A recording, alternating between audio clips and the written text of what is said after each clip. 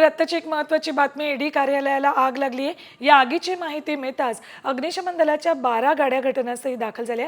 आगीवर नियंत्रण मिळवण्याचे प्रयत्न सुरू आहेत। आगीचं कारण मात्र अजूनही स्पष्ट झालेलं नाहीये। मुंबईतल्या ईडी कार्यालयाला आग लागलेली आहे। ही आग कशामुळे लागली आहे याचा अजूनही माहिती मिळालेली नाहीये।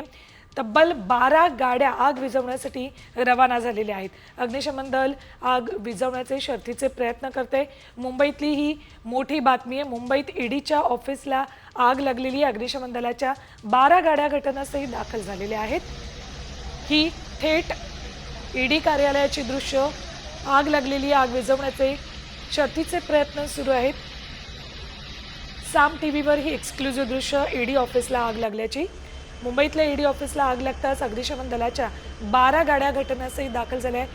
युद्ध पातळीवर ही आग विझवण्याचे प्रयत्न सुरू आहेत।